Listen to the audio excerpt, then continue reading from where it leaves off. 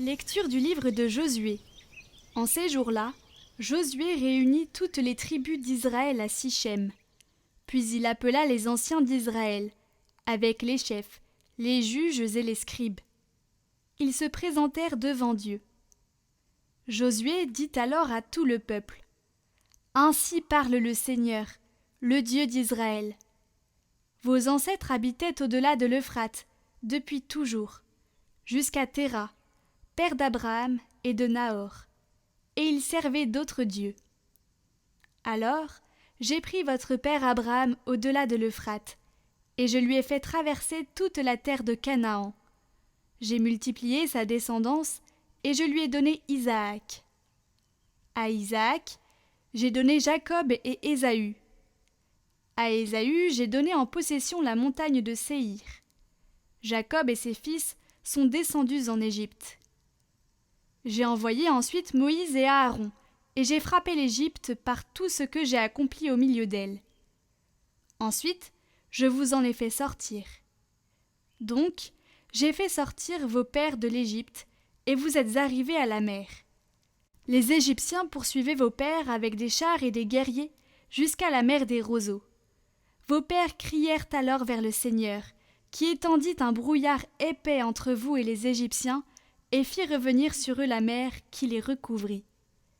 Vous avez vu de vos propres yeux ce que j'ai fait en Égypte, puis vous avez séjourné longtemps dans le désert. Je vous ai introduits ensuite dans le pays des Amorites, qui habitaient au-delà du Jourdain. Ils vous ont fait la guerre, et je les ai livrés entre vos mains. Vous avez pris possession de leur pays, car je les ai anéantis devant vous. Puis Balak, fils de Sippor, roi de Moab, se leva pour faire la guerre à Israël, et il envoya chercher Balaam, fils de Béor, pour vous maudire.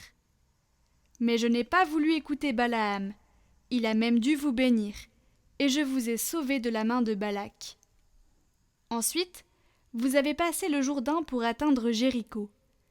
Les chefs de Jéricho vous ont fait la guerre, ainsi que de nombreux peuples, mais je les ai livrés entre vos mains. J'ai envoyé devant vous des frelons, qui ont chassé les 2 rois amorites. Ce ne fut ni par ton épée, ni par ton arc. Je vous ai donné une terre qui ne vous a coûté aucune peine, des villes dans lesquelles vous vous êtes installés sans les avoir bâties, des vignes et des oliveraies dont vous profitez aujourd'hui sans les avoir plantées.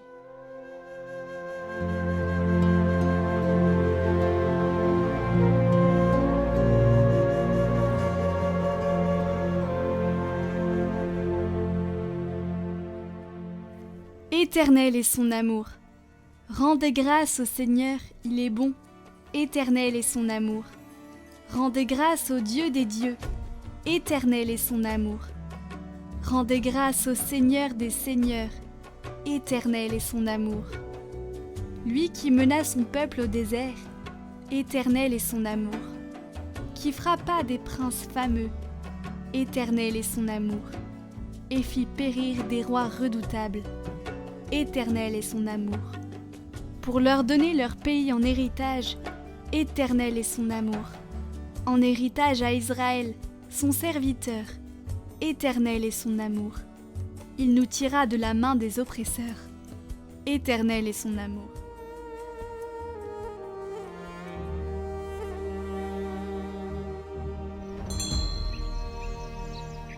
Évangile de Jésus-Christ selon saint Matthieu. En ce temps-là, des pharisiens s'approchèrent de Jésus pour le mettre à l'épreuve. Ils lui demandèrent : « Est-il permis à un homme de renvoyer sa femme pour n'importe quel motif ?» Il répondit : « N'avez-vous pas lu ceci ? Dès le commencement, le Créateur les fit hommes et femmes. Et dit : À cause de cela, l'homme quittera son père et sa mère, et il s'attachera à sa femme, et tous deux deviendront une seule chair. Ainsi, ils ne sont plus 2, mais une seule chair. Donc, ce que Dieu a uni, que l'homme ne le sépare pas. » Les pharisiens lui répliquent : « Pourquoi donc Moïse a-t-il prescrit la remise d'un acte de divorce avant la répudiation ?» Jésus leur répond : « C'est en raison de la dureté de votre cœur que Moïse a permis de renvoyer vos femmes. Mais au commencement, il n'en était pas ainsi.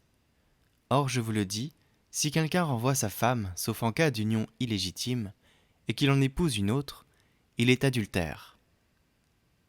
Ses disciples lui disent « Si telle est la situation de l'homme par rapport à sa femme, mieux vaut ne pas se marier. » Il leur répondit « Tous ne comprennent pas cette parole, mais seulement ceux à qui cela est donné. Il y a des gens qui ne se marient pas, car de naissance, ils en sont incapables. Il y en a qui ne peuvent pas se marier, car ils ont été mutilés par les hommes. Il y en a qui ont choisi de ne pas se marier, à cause du royaume des cieux. Celui qui peut comprendre, qu'il comprenne. »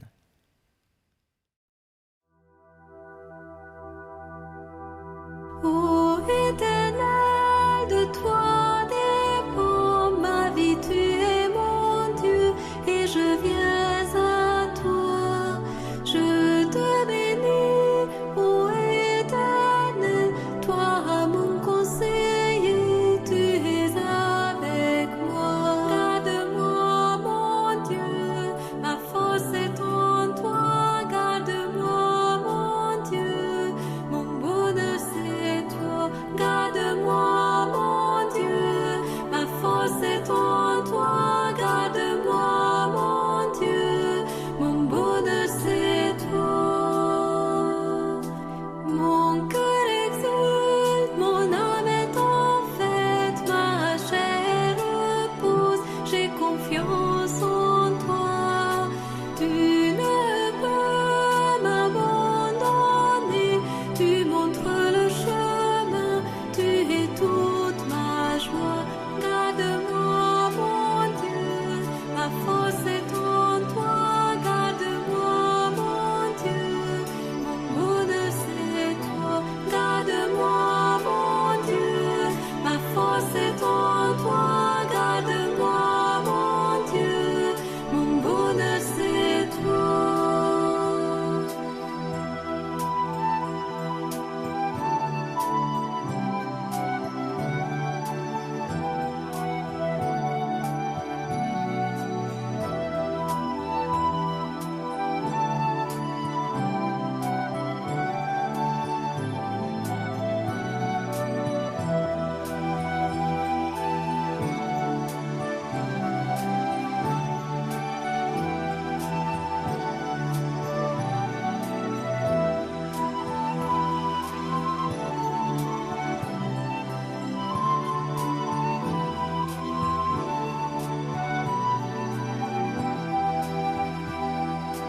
Ô Éternel, de toi dépend ma vie, tu es mon Dieu, et je viens à toi.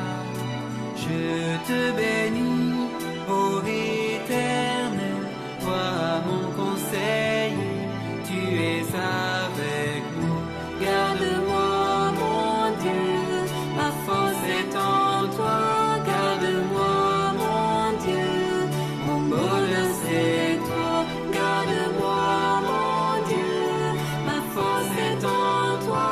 Garde-moi, mon Dieu, mon bonheur c'est toi. Mon cœur exulte, mon âme est en fête, ma chair repose, j'ai confiance en toi. Tu ne peux m'abandonner, tu montres le chemin, tu es toute ma joie. Garde-moi, mon Dieu, ma force est en toi. Garde-moi, mon Dieu, mon bonheur c'est toi.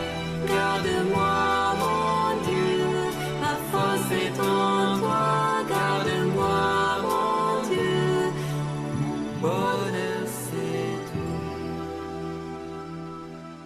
Pour ceux ayant commencé la neuvaine, n'oubliez pas de la continuer sur Cathoglade Prière. Laissez la Sainte Vierge Marie démêler les nœuds de vos vies.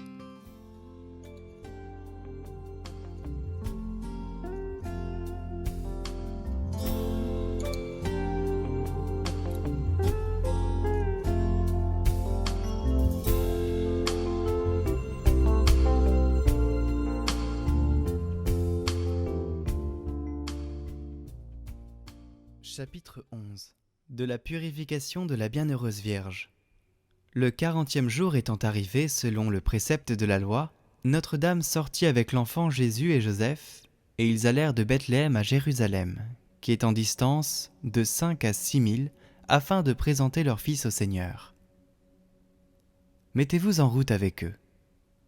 Aidez-les à porter le divin enfant, et soyez attentifs à tout ce qui se fait et se dit, parce que tout cela est admirablement pieux. Ils conduisent donc le Dieu du temple au temple de Dieu. Et quand ils y sont entrés, ils achètent 2 tourterelles ou 2 petits de colombes, afin de les offrir pour lui, ainsi que faisaient les pauvres. Et comme ils étaient extrêmement misérables, il est à croire que ce sont plutôt des petits de colombes, parce qu'ils coûtent moins cher, et en raison de cela, sont placés au dernier degré dans la loi, et parce que l'Évangile ne parle pas de l'agneau, qui était l'offrande des riches. Et voilà que Siméon le juste, inspiré par l'Esprit Saint, vient dans le temple pour voir le Christ du Seigneur, ainsi qu'il en avait reçu la promesse. Comme il arrivait en hâte, il ne l'eut pas plutôt aperçu qu'il le reconnut par une vision prophétique. Et ce hâtant, il fléchit le genou et l'adore entre les bras de sa mère. Marie, comprenant cet acte tout en l'admirant, tendit l'enfant à Siméon. Et lui, le recevant respectueusement dans ses bras, se releva en bénissant le Seigneur et lui dit : « Seigneur, maintenant reprenez votre serviteur, etc. » Et il prophétisa la passion. Survint aussi la prophétesse Anne, qui l'adora également et s'entretint de lui. Marie, au milieu de son admiration, conservait toutes ces paroles en son cœur. Enfin, l'enfant Jésus, tendant les bras vers sa mère, fut repris par elle. Et tous ensemble s'en vont vers l'autel en faisant cette procession qui aujourd'hui est reproduite dans le monde entier. Devant marchent avec joie les 2 vénérables vieillards, Joseph et Siméon, se tenant par la main et chantant avec une vive allégresse les psaumes.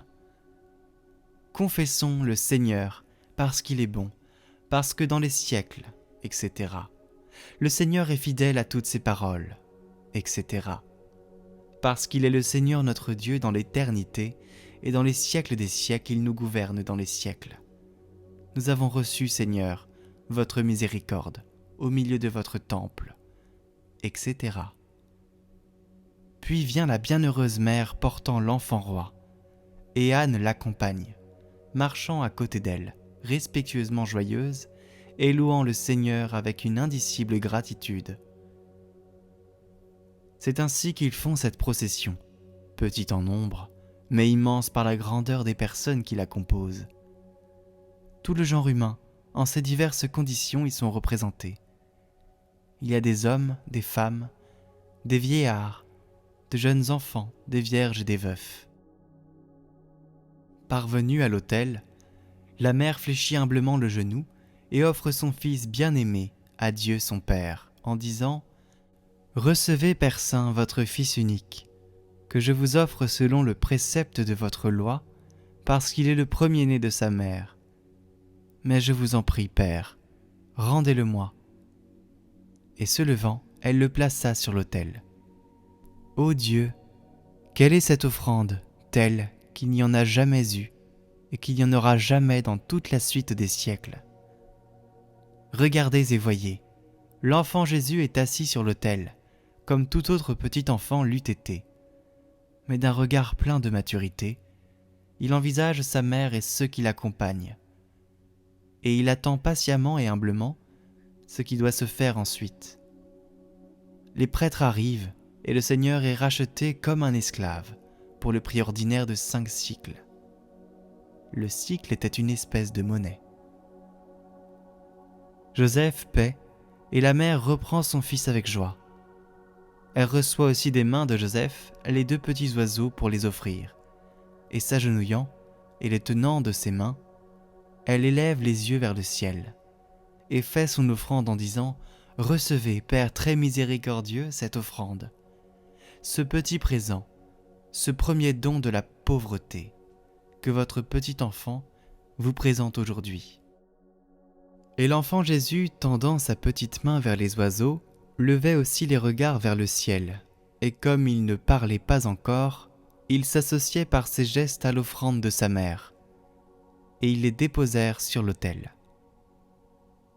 Vous avez vu quels sont ceux qui font l'offrande, le fils et la mère. Une pareille hostie, telle petite qu'elle fût, pouvait-elle être refusée? Oh non, bien au contraire. Elle fut tout aussitôt présentée par les mains des anges dans la cour céleste et acceptée favorablement au milieu de la vive allégresse de toute l'assemblée du ciel. Aujourd'hui, la Sainte Vierge partit de Jérusalem et rendit visite à Élisabeth, parce qu'elle voulait voir Jean avant de s'éloigner de ces contrées. Suivez-la partout où elle va, et aidez-la à porter Jésus. Quand elle fut arrivée près de sa cousine, ce fut une grande fête, surtout à cause des enfants. Ils se plaisaient singulièrement ensemble, et Jean, comme s'il comprenait, se conduisait avec révérence vis-à-vis de Jésus. Et vous aussi, prenez respectueusement Jean, parce que c'est un enfant grand devant le Seigneur, et peut-être vous bénira-t-il. Après quelques jours passés en cet endroit, ils se remettent en route dans l'intention d'aller à Nazareth. Si maintenant vous voulez, dans tout ce que je viens de dire, prendre une leçon d'humilité et de pauvreté, considérez l'offrande, le rachat, l'observation de la loi, et vous en pourrez facilement trouver l'enseignement.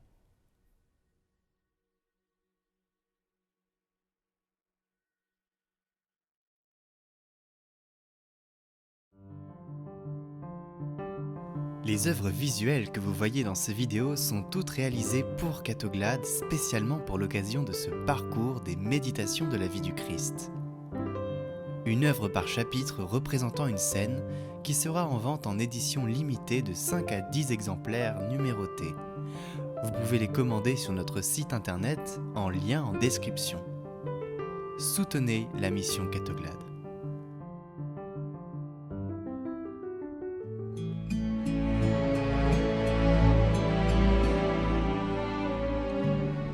Pour ceux ayant commencé la neuvaine, n'oubliez pas de la continuer sur Catoglade Prière.